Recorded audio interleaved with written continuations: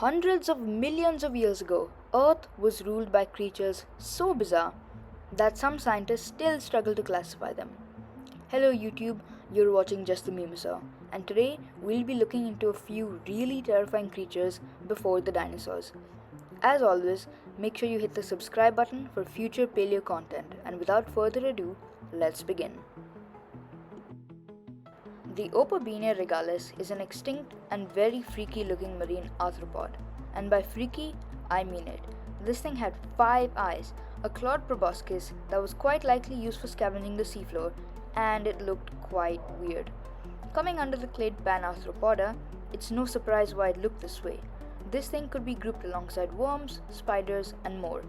Although this arthropod did look very terrifying, I'm glad these things are estimated to only be around 7 centimeters. By the way the fossils were found, it suggested that the Opobenia lived on the seafloor, probably not the top predator of the area, but could still scavenge the sediment in search of food. We don't entirely know how it moved. Some say it undulated its body, while others argued that it didn't have the flexibility to do so. One thing is for sure, I'm glad this 5-eyed animal is not alive in the present day.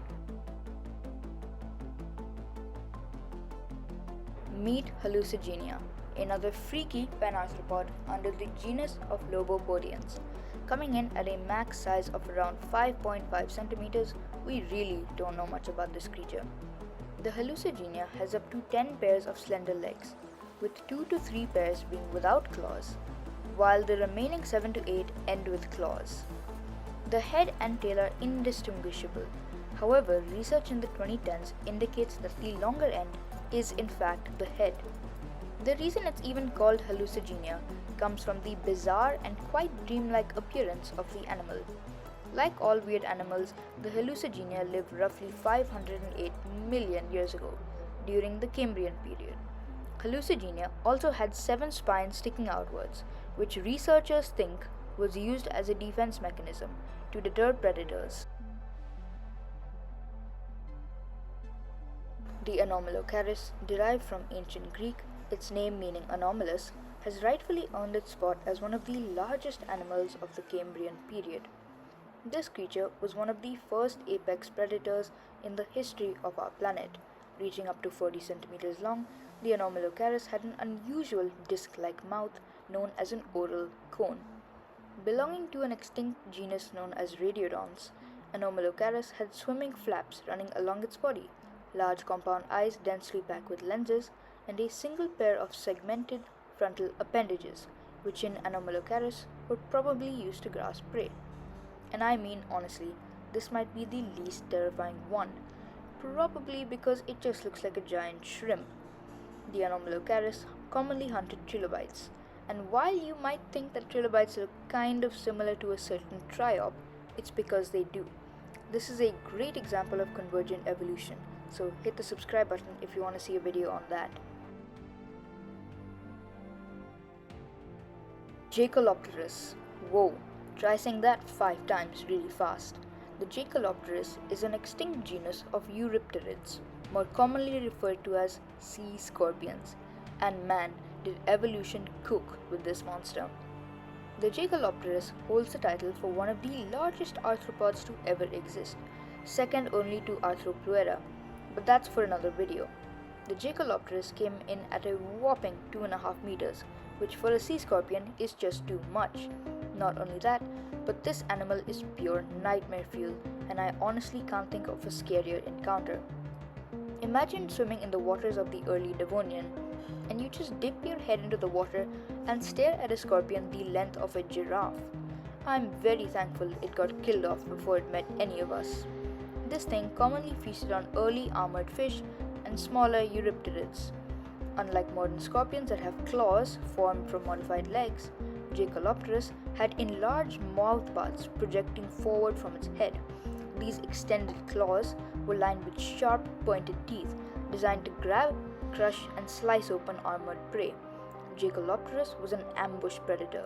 It likely lurked near the bottom of murky river mouths or estuaries, spot-checking passing prey with its keen eyesight.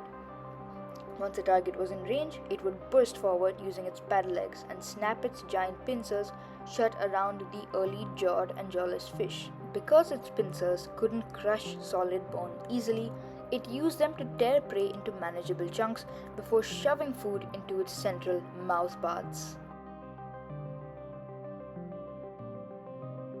And last, but most certainly not least, we have possibly the most confusing animal ever, the Tully monster. The Tully monster is one of paleontology's most famous enigmas, a bizarre, soft-bodied marine creature that lived roughly 300 million years ago during the Pennsylvanian subperiod. Luckily for all of us, the animal only came around 8 to 15 centimeters in length, and instead of a normal mouth on its head, it had a long, flexible trunk extending forward, tipped with a small claw lined with many tiny and sharp teeth. Its eyes were positioned at the ends of a rigid horizontal bar sticking straight out from the middle of its body, giving it a hammerhead-like field of vision. But the real challenge actually comes from what we classify it as.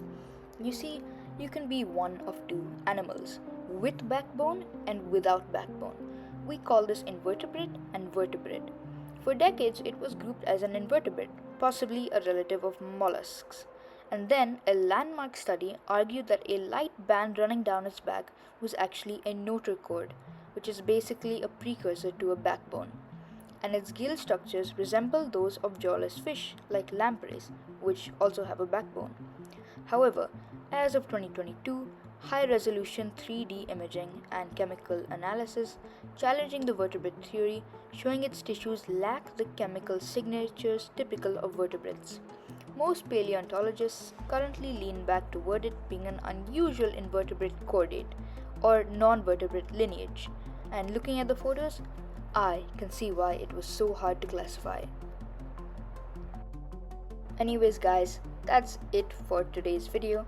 Hope you learned something new, and most of all, pterosaurs did in fact exist before the dinosaurs. If I made any incorrect statements, correct me in the comments, and I will see you guys in the next video.